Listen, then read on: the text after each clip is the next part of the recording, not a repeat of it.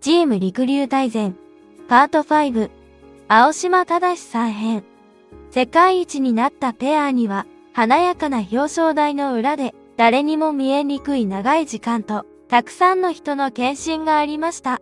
パート1では渡辺トレーナーが毎日のコンディションと心の切り替えをどれほど近い距離で支えていたのかを見てきました。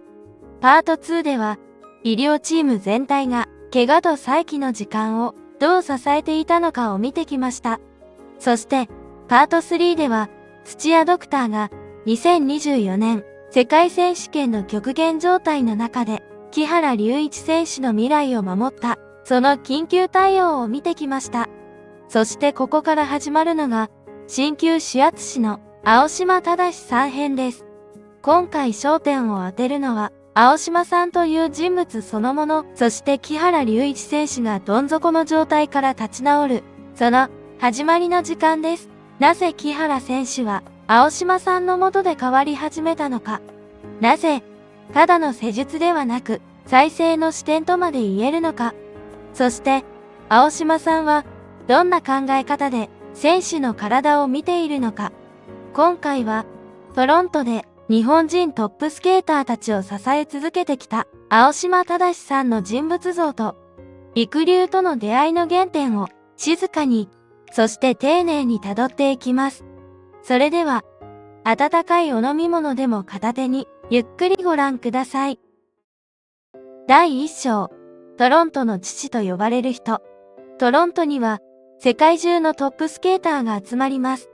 コーチ、振付師、施設、環境、フィギュアスケートの大きな拠点の一つとして知られるこの街で長年日本人選手たちから熱い信頼を集めてきた人がいます。それが鍼灸指圧師の青島正さんです。羽生結弦選手、紀平梨花選手をはじめトロントを拠点にした多くの日本人スケーターたちが青島さんの元を訪れてきました。関係者の間ではトロントの父とも言える存在として知られています。ここで面白いのは、青島さんが最初から医療の道にいたわけではないことです。もともとは日本で電気エンジニアとして働いていました。ところが、自身の自動車事故をきっかけに原因不明の不調を抱えたとき、レントゲンや MRI では異常が出ないのに指圧で改善した。その体験から、なぜ医者で治らないものを指圧で変えられるのかという問いに突き動かされ、思い切って転職し、この道に入りました。この経歴は青島さんの施術スタイルにも現れているように思います。感覚や経験だけではなく、原因を分解して考える。どこがどう連動して何が不調につながっているのかを構造としてみる。患者に説明しながら納得してもらう。つまり青島さんは、ただ、手がすごい人ではなく、体を構造的に読み解く人でもあるのです。その青島さんオリジナルの施術スタイルが、陸流を救い上げることになります。第2章。2019年、木原龍一はすでに、限界に近かった。そんな青島さんの診療所に、陸流が新しくやってきたのが、2019年でした。ただ、ここで意外なのは、木原選手がトロントに来てから、青島さんのところへ来るまでに、半年ほどかかっていることです。オークビルからトロントまで距離があり、当初は近場で対処しようとしていたこともありました。でも、その半年は、青島さんの言葉を借りれば、痛かったはずでした。なぜなら、当時の木原選手は、すでにかなり深刻なコンディション不良を抱えていたからです。MRI や CT では見えない体の痛みがあり、リフトも満足にできないほどの状態でした。しかも、それは昨日今日始まった問題ではありませんでした。青島さんは、木原選手の体には、ペア転向後の8年間の無理が蓄積していたと語っています。無理に無理を重ね、結果として本来の力を出せない体になってしまっていた。ここが、木原選手の物語の大事なところです。能力がなかったのではない。気持ちが弱かったのでもない。本来持っていたスケーティングや感覚を体の錆のようなものが覆い隠していた。だから青島さんはいきなり強化の話には行きませんでした。まず必要なのはニュートラルに戻すことだと見たのです。第3章、青島メソッド。まず、体をニュートラルに戻す。一般的に、体作りというと、筋力トレーニングや持久力アップを思い浮かべるかもしれません。でも青島さんが最初にやったのは、そういう足し算ではありませんでした。長年溜まった疲れを一度リリースし、全身を緩めた上で、各関節の可動域や状態を確認し、今、どこに立っているのかをはっきりさせる。つまり、スタートラインを明確にする作業です。これは、とても地味です。しかも時間がかかる。木原選手は、週に1回しか来られず、往復で4、5時間もかかった。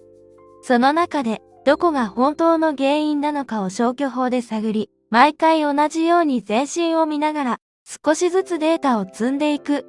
でも、この、地味な数ヶ月がなければ、その先の世界一はなかったのだと思います。青島さんは、関節が本来あるべき位置へ戻るかどうかを見極めながら、木原選手の体を少しずつ整えていきました。肩甲骨がほとんど動いていなかった肩の問題も動かせるところだけで無理に使っていたことが原因の一つでした。動いていない部分を緩め、本人にも何が起きているかを理解させ、自分でできる手入れまで課題として渡す。ここが青島さんの大きな特徴です。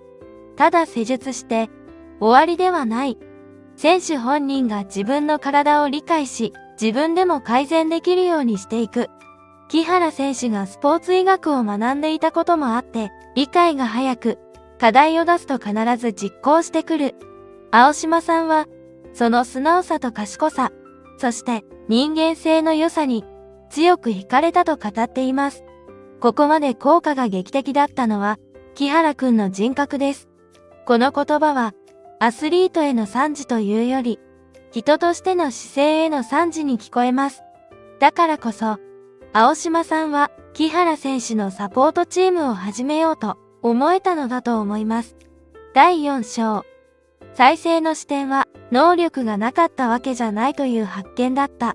青島さんの話でとても印象的なのはここです。陸流がいきなり伸びたように見えても、青島さんはそうじゃないと言います。木原選手はもともとできる選手だった。ちゃんと体の錆びを落としてあげたらできるようになったのだ、と。これはすごく大きい言葉です。うまくいかないとき、私たちはつい力が足りない、才能がないと思いがちです。でも本当は力はあるのに、それを出せない状態になっているだけかもしれない。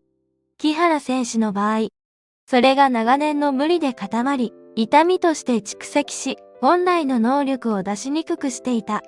青島さんがやったことは、その能力を新しく作ることではなく、もともとあるものを出せる体へ戻すことでした。この考え方こそが、青島さん編の出発点です。青島さんは、木原隆一という選手を、どこかで修理する対象ではなく、まだ出せていない力を持った選手として見ていた。だからこそ、陸流の再生は、ここから始まったのです。ここまで見てきたように、青島正さん編の第1部は、ただの人物紹介ではありません。トロントで日本人トップ選手たちを支え続けてきた青島さんが、2019年に木原隆一選手と出会い、限界に近かった体をどうやって再生のスタートラインへ戻していったのか。その始まりの物語でした。木原選手には、ペア転向後の長い無理が蓄積していた。でも、それは能力がなかったからではない。本来の力を出せない体になっていただけだった。そこを見抜き、ニュートラルに戻し、再び前へ進める状態を作った。この地味で長い時間が、後の世界一の視点になっていきました。けれど、青島さんの凄さは、ここで終わりではありません。木原選手一人を見るだけでは足りない。ペア競技は、二人で一つ。